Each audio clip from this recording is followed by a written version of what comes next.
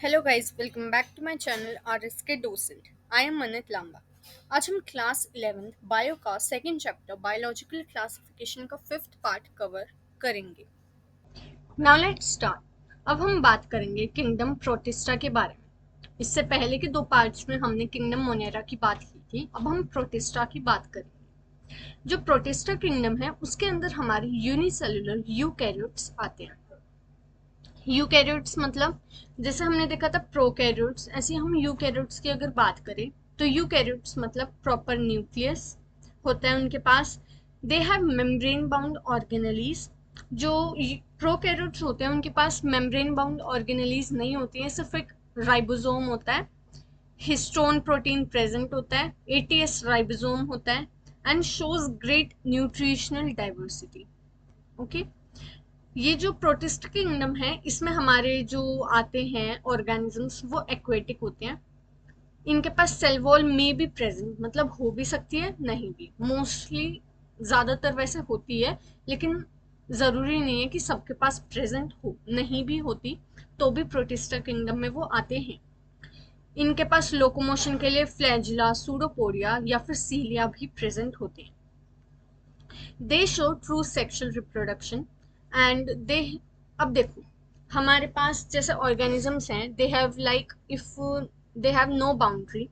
मतलब जो protista kingdom है ना उसमें कोई एक स्पेसिफिक नहीं है कि हमारे पास प्लांट्स लाइक कैरेक्टर्स होंगे, एनिमल्स लाइक कैरेक्टर होंगे या फंजाई लाइक, मतलब कैरेक्टर्स फिक्स नहीं है, बहुत ही अलग अलग डाइवर्सिफाई हैं वो। मतलब जैसे कुछ आते हैं इसमें ऑर्गेनिजम्स जो कि प्लांट लाइक कैरेक्टरिस्टिक शो करते हैं, कुछ जो कि एनिमल लाइक, और कुछ हैं जो कि फंजाई लाइक शो करती हैं। जैसे अगर हम देखें डाई एटम्स एंड डिनोफ्लेजिलेट्स, ये दोनों प्लांट लाइक कैरेक्टरिस्टिक शो करते हैं। अगर हम प्रोटोजोन्स की बात करें, अमीबा, पैरामीशियम वगैरह, तो वो एनिमल लाइक प्रॉपर्टी शो करते हैं। और वहीं अगर हम स्लाइम मोल्ड की बात करें तो वो फंजाई लाइक। अब हम क्लासिफिकेशन पढ़ते हैं प्रोटिस्टा का। जो अगर हम बात करें प्रोटिस्टा की तो वो तीन में हम इनको क्लासिफाई कर देते हैं। सबसे पहले प्रोटिस्टन एल्गी, प्रोटिस्टन फंजाई एंड प्रोटोजोन्स। सबसे पहले अगर हम प्रोटिस्टन एल्गी की बात करें तो इसमें आते हैं प्लांट लाइक कैरेक्टरिस्टिक वाले ऑर्गेनिजम्स, यानी कि ऐसे प्रोटिस्टियंस जिनके पास प्लांट लाइक कैरेक्टरिस्टिक हैं। For example diatoms, dinoflagellates and euglena. Then आते हैं प्रोटिस्टन फंजाई जिनके पास फंजाई लाइक है, फॉर एग्जांपल स्लाइम मोल्ड। और फिर थर्ड नंबर पे आते हैं प्रोटोजोन्स जिन जो एनिमल लाइक प्रॉपर्टी शो करते हैं, जैसे amoeboid, paramecium, sporozoan, ciliated, flagellated. मतलब एक ये जो सीलिएटेड फ्लैजिलेटेड है ना, ये इन्हीं को बोल देते हैं हम। जैसे जिनके पास सीलिया होता है वो सीलिएटेड होते हैं, जिनके पास फ्लैजिला है वो फ्लैजिलेटेड होते हैं। ठीक है, अब देखो सबसे पहले हम बात करते हैं क्राइजोफाइट्स की। सो क्राइजोफाइट्स में आता है हमारे पास डेस्मिड प्लस डायटम्स, यानी कि अगर हम बात करें डेस्मिड और डायटम्स, डेस्मिड होता है गोल्डन एल्गी, मतलब गोल्डन एल्गी को हम कहते हैं डेस्मिड्स, प्लस डायटम्स, दोनों की जो कैरेक्टरिस्टिक्स हैं वो कहलाती हैं क्राइजोफाइट्स। मतलब क्राइजोफाइट्स में एक तरह से दो आ जाते हैं, डेस्मिड और डायटम्स। ठीक है, ये जो है ये फ्रेश वाटर और मेराइन दोनों होते हैं, फ्लैजिला एब्सेंट होता है। ठीक है, और ये फाइटोप्लैंक्टन होते हैं, यानी कि सरफेस के ऊपर स्विम करके और ऊपर ही फोटोसिंथेसिस करते हैं। यानी कि जैसे अगर हमारा वाटर सरफेस है तो उसके ऊपर ये स्विम करते हैं और ऊपर आके फोटोसिंथेसिस करते हैं। देन फिर जब इन्हें इन फोटोसिंथेसिस हो जाते हैं तो फिर ये नीचे चले जाते हैं वाटर के सरफेस पे। तो दिस इज कॉल्ड फाइटोप्लैंक्टन्स। अब देखो, अब आते हैं हमारे पास ये डायटम्स। अगर हम डायटम्स की बात करें तो डायटम्स जो है वो चीफ प्रोड्यूसर होते हैं ओशन की। ठीक है, ये डेड होते हैं, डाई मतलब अगर ये डेड हो जाते हैं तो ये डाई एटोमेशियस अर्थ या फिर डाई एटोमाइट बन जाते हैं। After death silica deposit over billion of years, यानी कि जब इनकी डेथ हो जाती है डायटम्स की तो इनके ऊपर एक सिलिका डिपॉजिट होने लग जाती है ओवर बिलियन, मतलब बहुत बिलियन ऑफ ईयर्स लगते हैं लेकिन ये प्रोसेस होने में। जो कि काम आती है filtration of oil, cough syrup में भी काम आती है, मेटल की पॉलिशिंग करते हैं उसमें भी ये काम आता है, और इंसुलेटर इन रेफ्रिजरेटर ऑल्सो। देखो जैसे हमारे पास ये एक है डायग्राम, ठीक है, ये हो गया हमारे पास, ये एक सॉप बॉक्स लाइक है, ठीक है। जैसे मान लो ये हमारी हो गई सेल वॉल, ये ऊपर वाली जो है ये होती है एपिथीका, और जो नीचे वाली है ये होती है हाइपोथीका। अब देखो ये एक तरह से सोप बॉक्स लाइक है, मतलब अंदर मान लो ये सोप है और ये बॉक्स हो गया जो कि ऊपर से कवर है, ठीक है। तो इसलिए इसकी जो सेल वॉल होती है उसको हम कहते हैं कि ये एक soap box like cell wall है। ये सेलुलर होती है और सिलिका से बनी होती है, ठीक है। अब देखो cell wall, siliceous cell wall, transparent cell wall, glass like cell wall, और इनडिस्ट्रक्टिबल सेल वॉल, यानी कि इसको डिस्ट्रक्टिबल नहीं है, मतलब ऐसे इजीली ये टूट नहीं सकती, ठीक है। इनके पास फोटोसिंथेटिक पिगमेंट कौन कौन से प्रेजेंट होते हैं? सबसे पहले chlorophyll A, chlorophyll C, xanthophylls and carotenoids. ये फोटोसिंथेटिक पिगमेंट्स होते हैं जो इसमें प्रेजेंट होते हैं डायटम्स में। ये हमारा डायटम का स्ट्रक्चर था, ठीक है। नेक्स्ट आ जाता है डाइनोफ्लैजिलेट्स। डाइनोफ्लैजिलेट्स या फिर इसको पायरोफाइट्स भी कह देते हैं। डाइनोफ्लैजिलेट, नाम देखो, डाई फ्लैजिलेट मतलब दो फ्लैजिलेट, डाइनो मतलब टू एंड फ्लैजिलेट मतलब फ्लैजिला, तो two flagella coming out of two groove, ठीक है, मतलब दो ग्रूव होते हैं उनके अंदर से फ्लैजिला आता है। अब देखो जो, और हाँ जैसे हमने ये देखा कि coming out of two groove मतलब दो फ्लैजिला है, दोनों एक दूसरे के परपेंडिकुलर होते हैं। एक लॉन्गिट्यूडनल ग्रूव से आता है, एक ट्रांसवर्स ग्रूव से आता है। जो लॉन्गिट्यूडनल ग्रूव से आता है उसे कहते हैं हम लॉन्गिट्यूडनल फ्लैजिला, और जो ट्रांसवर्स से आता है उसको हम ट्रांसवर्स फ्लैजिला कहते हैं। इसकी जो सेल वॉल होती है वो थिक स्टिफ सेलुलोजिक प्लेट से बनी होती है। Cellulose of cell wall surrounded by rigid cord of pectose, यानी कि जो इसकी सेलुलोज सेल वॉल होती है वो एक रिजिड कोट, रिजिड मतलब एक हार्ड सब्सटेंस की कोट से बना होता है, दैट इज पेक्टोज, ठीक है। इनके पास कौन सा फोटोसिंथेटिक पिगमेंट होता है? Chlorophyll A plus chlorophyll C, xanthophyll and carotenoids, same as that of in diatoms. अच्छा हाँ, एक ये चीज हो रहा है कि डाइनोफ्लैजिलेट्स मोस्टली मैराइन होते हैं।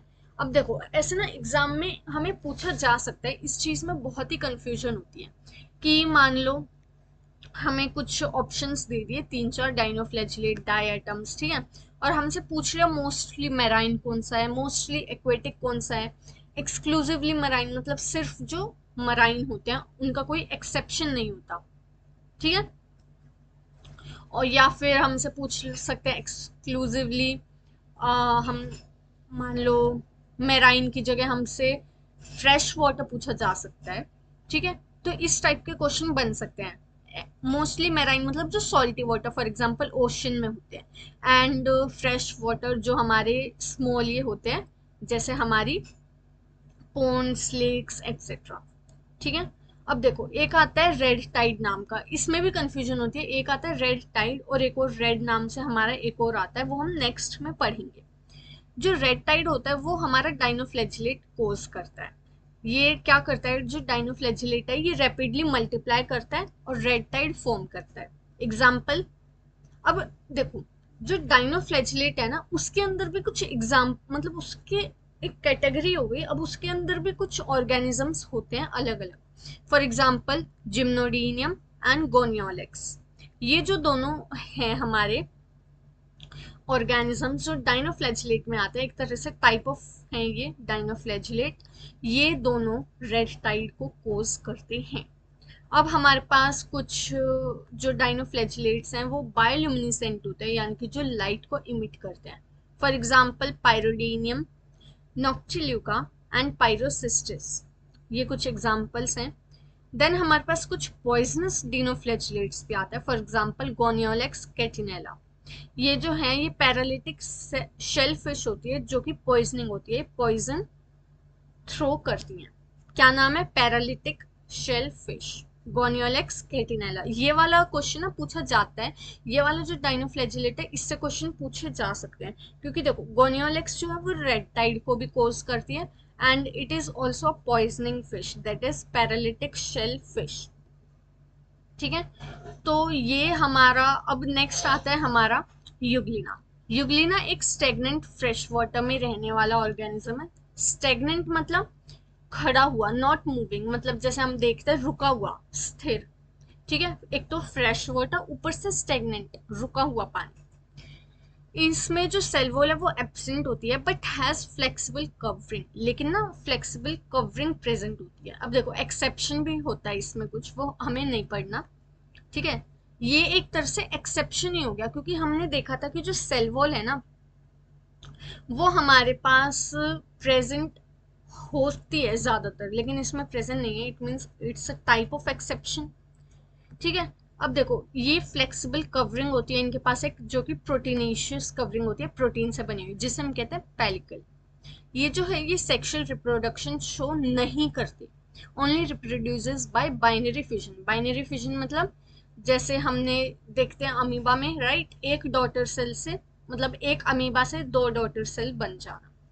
इनके पास दो फ्लैजिला होते हैं, एक शॉर्ट होता है और एक लॉन्ग होता है, जैसे हम इस डायग्राम में देख सकते हैं। ये हमारा डायग्राम हो गया यूग्लिना का। ये जो है हमारे पास कॉन्ट्रेक्टाइल वैक्यूल होता है, जो कि ओस्मो रेगुलेशन में हेल्प करता है। और यहाँ पे एक आई स्पॉट होता है जिसे हम स्टिग्मा भी कहते हैं, जो कि फोटो सेंसिटिव होता है। ठीक है, एंड ये इसके पास फ्लैजिला हो गए, एक लॉन्ग वाला और एक शॉर्ट वाला। फोटोसिंथेसिस करने के लिए इसके पास कौन कौन से पिगमेंट प्रेजेंट हैं? Chlorophyll A and chlorophyll B. ये जो क्लोरोफिल बी है ना, ये हायर प्लांट लाइक हमारी कैरेक्टरिस्टिक है, क्योंकि क्लोरोफिल बी जो है वो हायर प्लांट्स जो होते हैं उनमें होता है। तो एक तरह से हायर प्लांट लाइक कैरेक्टरिस्टिक हो गई प्रोटिस्टा किंगडम में, युगलिना के पास। ठीक है, अब हम देखते हैं न्यूट्रिशन कैसा है। मिक्सोट्रॉफिक न्यूट्रिशन होता है, यानी कि सनलाइट की उससे भी हो सकता है और बिना सनलाइट के भी। अगर सनलाइट प्रेजेंट है, सनलाइट मिल रही है उनको, तो फोटोसिंथेसिस से करते हैं। और मान लो अगर सनलाइट नहीं मिल रही है तो वो एक्ट एज प्रीडेटर, मतलब या सेप्रोबिक भी हम कह सकते हैं, यानी कि वो डेड एंड डिकेइंग ऑर्गेनिज्म से जो न्यूट्रिशन है उसको ले लेते हैं। तो ये था हमारा प्लांट लाइक, जो कि था प्रोटिस्टन एल्गी। ठीक है, जो कि हमने कर लिया। अब नेक्स्ट पार्ट में हम प्रोटिस्टन फंजाई प्लस प्रोटोजोन दोनों को हम कवर कर लेंगे, जो कि बहुत ही इजी है, इससे जल्दी हो जाएगा, क्योंकि अब हमें बस स्लाइम मोल्ड एंड प्रोटोजोन जो कि है इसको कवर करना है। सो इस पार्ट में हम इतना ही करते हैं। I hope you understand well. Thank you.